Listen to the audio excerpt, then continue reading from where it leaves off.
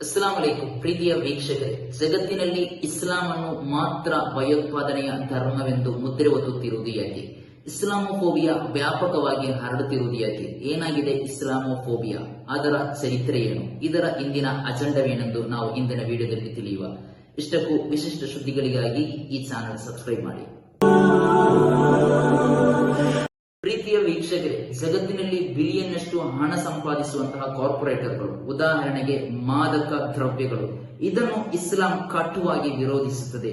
ಅದೇ ರೀತಿ ಬೆಟ್ಟಿಂಗ್ ದಂಧೆಗಳು, ಅದೇ ರೀತಿ ಬಡ್ಡಿ, ಇದನ್ನೆಲ್ಲ ಪರಿಪೂರ್ಣವಾಗಿ ಇಸ್ಲಾಂ ವಿರೋಧಿಸುತ್ತದೆ.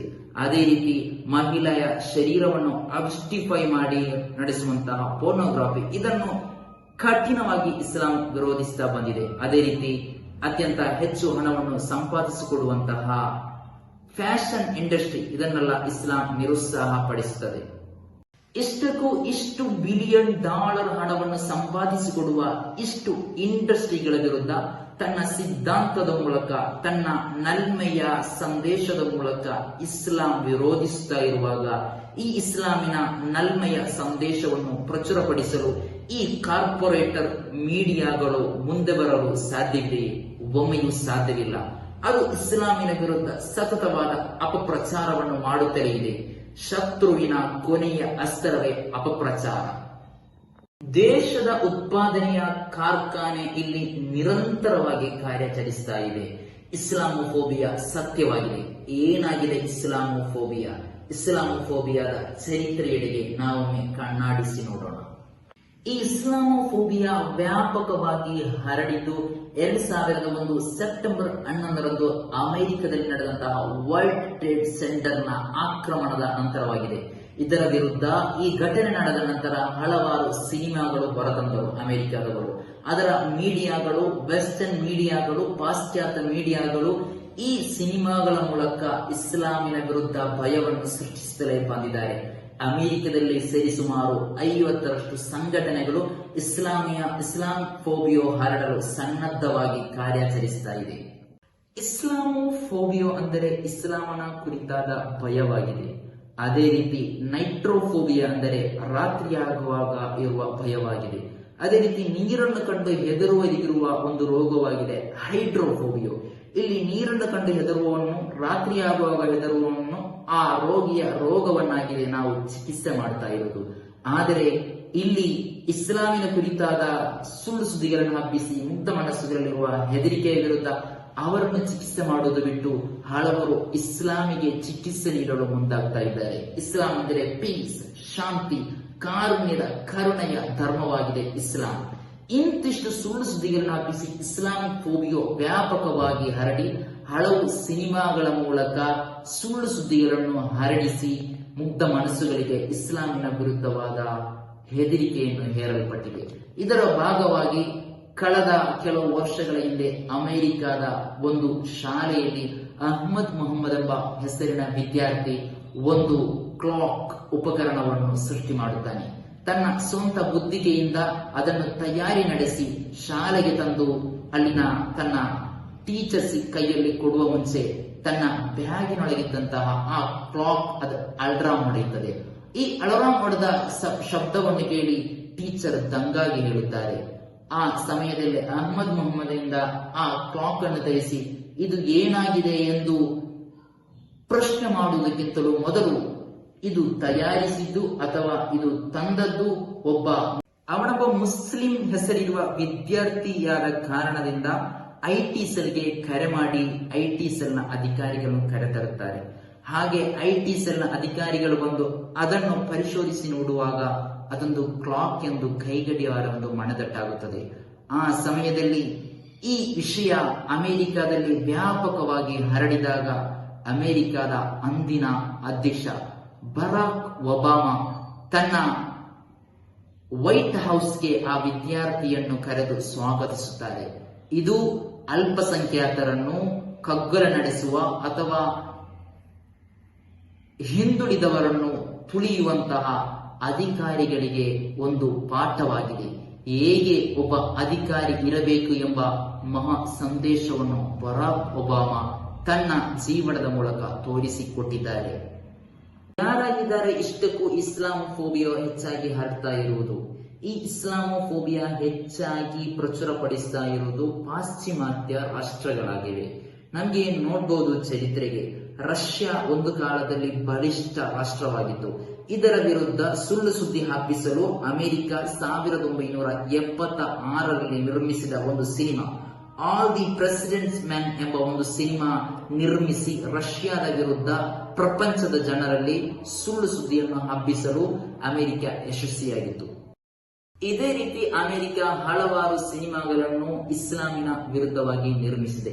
ಇಸ್ಲಾಮಿನ ವಿರುದ್ಧ ಸುಳ್ಳು ಸುದ್ದಿಗಳನ್ನು ಹಬ್ಬಲು ಮುಗ್ಧ ಮನಸ್ಸುಗಳಿಗೆ ಇಸ್ಲಾಮಿನ ವಿರುದ್ಧ ಭಯದ ವಾತಾವರಣ ನಿರ್ಮಿಸಲು ಬೇಕಾಗಿ ಹಲವಾರು ಸಿನಿಮಾಗಳನ್ನು ನಿರ್ಮಿಸಿದೆ. ಅದಕ್ಕೆ ಒಂದು ಉದಾಹರಣೆಯಾಗಿದೆ ಎಕ್ಸಿಕ್ಯೂಟಿವ್ ಡೈರಿ ಎಂಬ ಒಂದು ಸಿನಿಮಾ. ಈ ಸಿನಿಮಾದಲ್ಲಿ ಬರುವ ಒಂದು ಪಾತ್ರವಾಗಿದೆ ಸುಲೈಮಾನ್ ಎಂಬ ಅರಬ್ ವಂಶಜ ವಿಮಾನದಿಂದ ಇಳಿಯುತ್ತಾ ಇರಬೇಕಾದ್ರೆ ಅವನ ಕೈಯಿಂದ ಒಂದು ಡೈರಿ, ಒಂದು ಪುಸ್ತಕ ಕೆಳಗೆ ಬೀಳುತ್ತೆ. ಆ ಪುಸ್ತಕವನ್ನು ಎಕ್ಕಲಬೇಕಾಗಿ ಒಂದು ಹೆಣ್ಣು ಮಗಳು ಅದರ ಹತ್ತಿರ ತಲುಪಿದಾಗ ಆ ಸುಲೈಮಾನ್ ಎಂಬವನು ಹೇಳ್ತಾನೆ, don't touch, it's my power ಎಂದು ಆ ಪುಸ್ತಕವನ್ನು ಸ್ವತಃ ಎಕ್ಕುತ್ತಾನೆ. ನಂತರ ಪರದೆಯಲ್ಲಿ ತೋರಿಸ್ತಾ ಇರುವ ಆ ಪುಸ್ತಕ ಪವಿತ್ರ ಕುರ್ಆನ್ ಆಗಿದೆ. ಕುರ್ಆನಿನ ವಿರುದ್ಧವಾದ ಸಂದೇಶವನ್ನು ಆ ಸಿನಿಮಾದ ಮೂಲಕ ಪ್ರಪಂಚಕ್ಕೆ ನೀಡಲು ಅಮೆರಿಕ ಮುಂದಾಗಿದೆ. ಅದೇ ರೀತಿ 1994ರಲ್ಲಿ ನಿರ್ಮಿಸಿದಂತಹ ಟ್ರೂ ಲೈಸ್ ಎಂಬ ಒಂದು ಭಯೋತ್ಪಾದನೆಯನ್ನು ಬಿತ್ತುವಂತಹ ಒಂದು ಸಿನಿಮಾ, ಇದೆಲ್ಲವನ್ನು ಇಸ್ಲಾಂ ಮಾಡುತ್ತದೆ, ಭಯೋತ್ಪಾದನೆಯನ್ನು ಇಸ್ಲಾಂ ನಿರ್ಮಿಸುತ್ತದೆ ಎಂಬ ಸುಳ್ಳು ಸುದ್ದಿಗಳನ್ನು ಇಂತಿಷ್ಟು ಸಿನಿಮಾಗಳ ಮೂಲಕ ಜಗತ್ತಿಗೆ ಸಂದೇಶಗಳನ್ನು ನೀಡಲು ಅಮೆರಿಕ ಮುಂದಾಗ್ತಾ ಇದೆ. ಇದರೆಲ್ಲ ಫಲಿತಾಂಶ ಏನಾಗಿತ್ತು? ಇದು ನನ್ನ ಸ್ವಂತ ಅಭಿಪ್ರಾಯದಿಂದ ಹೇಳ್ತಾ ಇರುವುದಲ್ಲ. ಇಸ್ಲಾಮೋಫೋಬಿಯಾ ಹರಡಿದ್ದು ಅಮೆರಿಕದ ಇಷ್ಟಕ್ಕೂ ಸಿನಿಮಾಗಳು, ಆ ಸಿನಿಮಾಗಳನ್ನು ಮುಂದಿಟ್ಟುಕೊಂಡು ವೆಸ್ಟರ್ನ್ ಮೀಡಿಯಾಗಳಾಗಿದೆ ಇಸ್ಲಾಮಿನ ವಿರುದ್ಧ ಊಹಾಪೋಹಗಳನ್ನು ನಿರ್ಮಿಸಿತು. ಇದರ ಕುರಿತು ಸಂಕ್ಷಿಪ್ತವಾದ ವರದಿಯನ್ನು ಮಂಡಿಸಿದವರಾಗಿದ್ದಾರೆ, ಸಂಶೋಧನೆಯನ್ನು ನಡೆಸಲ್ಪಟ್ಟಿದೆ. Islamophobia in western media, a study of America movies after September 11. ಆ ಘಟನೆಯ ನಂತರ ಒಂದು ಸತ್ಯ ಸಂಶೋಧನೆಯನ್ನು ನಡೆಸಲ್ಪಟ್ಟಿತು. ಈ ಸಂಶೋಧನೆಯಲ್ಲಿ ಪ್ರಖ್ಯಾತರಾದಂತಹ ಹಲವಾರು ಪ್ರಖ್ಯಾತ ಸಂಶೋಧಕರನ್ನು ಒಳಗೊಂಡಿತ್ತು. Doctor M Umair Chaudhary, doctor Abdul Ghani, Haseena Naseer ಎಂಬ ಒಂದು ತಂಡವನ್ನು ಒಳಗೊಂಡಂತಹ ಆ ತಂಡ ಸಂಶೋಧನೆ ನಡೆಸಿ ಮಾರ್ಚ್ 30, 2021ರಲ್ಲಿ ಈ ಸಂಶೋಧನೆಯನ್ನು ಮುಂದಿಟ್ಟಿದೆ. ಈ 9 ಪೇಜ್ ಬರುವಂತಹ ಈ ಸಂಶೋಧನೆಯಲ್ಲಿ ಹೇಳಲ್ಪಡ್ತಾ ಇರುವುದು 150ಕ್ಕಿಂತಲೂ ಹೆಚ್ಚು ಸಿನಿಮಾಗಳನ್ನು ಅಮೆರಿಕ ಇಸ್ಲಾಮೋಫೋಬಿಯಾ ಹರಡುವಲ್ಲಿ ನಿರ್ಮಿಸಿದೆ ಎಂಬ ಸತ್ಯ ಸಂದೇಶವನ್ನು ಆ ಒಂದು ಸಂಶೋಧನೆಯಲ್ಲಿ ಅವರು ತಿಳಿಸ್ತಾ ಇದ್ದಾರೆ. ಇಷ್ಟಕ್ಕೂ ಇಸ್ಲಾಮೋಫೋಬಿಯಾ ಹರಡಿದ ಅಮೆರಿಕ 2001 ಸೆಪ್ಟೆಂಬರ್ 11ರ ನಂತರ ನಡೆದಂತಹ ಆ ದಾಳಿಯ ನಂತರ ನಡೆದ ಫಲಿತಾಂಶ ಏನಾಗಿತ್ತು? ಇಸ್ಲಾಂಗೆ ಏನಾದರೂ ಕೊರತೆ ಅದರಿಂದ ಸಂಭವಿಸಿದೆಯೇ, ಘಟಿಸಿದೆಯೇ ಎಂದು ನಾವು ನೋಡೋಣ. ಇಷ್ಟಕ್ಕೂ ಇಸ್ಲಾಮೋಫೋಬಿಯಾ ಹರಡಿದರ ಫಲಿತಾಂಶ ಏನಾಗಿತ್ತು? ಇಸ್ಲಾಂಗೆ ಏನಾದರೂ ಕಂಟಕವಾಗಿದೆ? 2002ರಲ್ಲಿ ಫ್ರಾನ್ಸ್ನ ಪ್ರಖ್ಯಾತ ಫುಟ್ಬಾಲ್ ಆಟಗಾರ ಫ್ರಾಂಕ್ ರಿಬೆರಿ ಪವಿತ್ರವಾದ ಇಸ್ಲಾಂ ಧರ್ಮ ಸ್ವೀಕರಿಸುತ್ತಾರೆ. ಅವರು ಪವಿತ್ರವಾದ ಉಮ್ರಾವನ್ನು 2011ರಲ್ಲಿ ನಿರ್ವಹಿಸಲು ಬಂದಾಗ ಒಬ್ಬ ಮಾಧ್ಯಮದ ಪ್ರವರ್ತಕ ಅವರಲ್ಲಿ ಪ್ರಶ್ನಿಸಿದಾಗ ಅವರು ಹೇಳಿದ್ದು, ನಾನು ಹಳೆಯ ರಿಬೆರಿ ಅಲ್ಲ, ನಾನೀಗ ಅಬು ಆಯಿಷಾ ಬಿಲಾಲ್ ರಿಬೆರಿ ಆಗಿದ್ದೇನೆ ಎಂದು ಉತ್ತರಿಸಿದ್ದಾರೆ. ಅದೇ ರೀತಿ ಅಮೆರಿಕದ ಒಂದು ಪ್ರಖ್ಯಾತ ಇಸ್ಲಾಮಿಕ್ ಸಂಘಟನೆಯಾಗಿದೆ Islamic society of North America ಎಂಬ ಅಮೆರಿಕದ ಬಲುದೊಡ್ಡ ಇಸ್ಲಾಮಿಕ್ ಸಂಘಟನೆಯಾಗಿದೆ. 1982ರಲ್ಲಾಗಿದ್ದು ಇದನ್ನು ಸ್ಥಾಪಿಸಲ್ಪಟ್ಟದ್ದು. ಇದರ ಪ್ರಥಮ ಮಹಿಳಾ ಅಧ್ಯಕ್ಷೆಯಾಗಿ ಆಯ್ಕೆಯಾದದ್ದು 2006ರಿಂದ 10ರವರೆಗೆ ಅಧ್ಯಕ್ಷೀಯ ಸ್ಥಾನವನ್ನು ಅಲಂಕರಿಸಿದ್ದು ಇಂಗ್ರಿಡ್ ಮ್ಯಾಟ್ಸನ್ ಎಂಬ ಒಬ್ಬ ಮಹಿಳೆಯಾಗಿದ್ದಾರೆ. ಇಂಗ್ರಿಡ್ ಮ್ಯಾಟ್ಸನ್ 1963 ಆಗಸ್ಟ್ 24ರಂದು ಕೆನಡಾದಲ್ಲಿ ಜನಿಸಿದರು. ಇವರೊಬ್ಬ ಕ್ಯಾಥೋಲಿಕ್ ಧರ್ಮದಲ್ಲಿ ಜನಿಸಿದ ಇಂಗ್ರಿಡ್ ಮ್ಯಾಟ್ಸನ್ ಸ್ವತಃ ಅಧ್ಯಯನದ ಮೂಲಕ ಪವಿತ್ರವಾದ ಇಸ್ಲಾಂ ಧರ್ಮ ಸ್ವೀಕರಿಸುತ್ತಾರೆ. ಇವರೆಲ್ಲ ಜೀವನ ನಡೆಸಿದ್ದು ಇದೇ ಅಮೆರಿಕದಲ್ಲೇ ಆಗಿತ್ತು. ಆ ಇಂಗ್ರಿಡ್ ಮ್ಯಾಟ್ಸನ್ 2006ರಿಂದ 10ರವರೆಗೆ ಅಮೆರಿಕದಲ್ಲಿ ಅರಿಯಲ್ಪಡುತ್ತಿರುವಂತಹ ಇಸ್ಲಾಮಿಕ್ ಅತ್ಯಂತ ದೊಡ್ಡ ಸಂಘಟನೆ ಇಸ್ನಾದ ಪ್ರಪ್ರಥಮ ಮಹಿಳಾ ಅಧ್ಯಕ್ಷೆಯಾಗಿ ಸ್ಥಾನವನ್ನು ಅಲಂಕರಿಸಿದರು. ಅದೆಷ್ಟೋ ಜನರು ಇಂತಿಷ್ಟು ಸುಳ್ಳು ಸುದ್ದಿಗಳನ್ನು ಹಬ್ಬಿಸುವಾಗ ಇಸ್ಲಾಮಿನ ಕುರಿತು, ಪವಿತ್ರವಾದ ಕುರ್ಆನಿನ ಕುರಿತು ಸ್ಪಷ್ಟವಾದ ಆಳವಾದ ಅಧ್ಯಯನ ನಡೆಸಿ ಇಸ್ಲಾಮಿಗೆ ದಿನಂಪ್ರತಿ ಹರಿತಾ ಇದ್ದಾರೆ. ಕವಿ ಹೇಳುವ ಒಂದು ಮಾತು, ಹರ್ ಕರ್ಬಲಾ ಕೆ ಬಾದ್ ಇಸ್ಲಾಂ ಜಿಂದಾ ಹೋತಾ ಹೈ. ಪ್ರತಿಯೊಂದು ಸಂದಿಗ್ಧ ಘಟನೆಯ ನಂತರವೂ ಪವಿತ್ರವಾದ ಇಸ್ಲಾಂ ಒಂದು ಬೆಳಕಿನಂತೆ ಪ್ರೋಜ್ವಲಿಸುತ್ತಲೇ ಇರುತ್ತದೆ. ಇಸ್ಲಾಂ ಎಂಬುದು ಒಂದು ಬೆಳಕಾಗಿದೆ. ಆ ಬೆಳಕನ್ನು ನಂದಿಸಲು ಯಾರಿಂದಲೂ ಸಾಧ್ಯವಿಲ್ಲ. ಅದು ಯಾವತ್ತೂ ಜನರ ಮನಸ್ಸಿಗೆ, ಅವರ ಜೀವನಕ್ಕೆ, ಇಹಪರ ವಿಜಯಕ್ಕಿರುವ ಒಂದು ಬೆಳಕಿನ ದಾರಿಯಾಗಿದೆ ಪವಿತ್ರವಾದ ಇಸ್ಲಾಂ.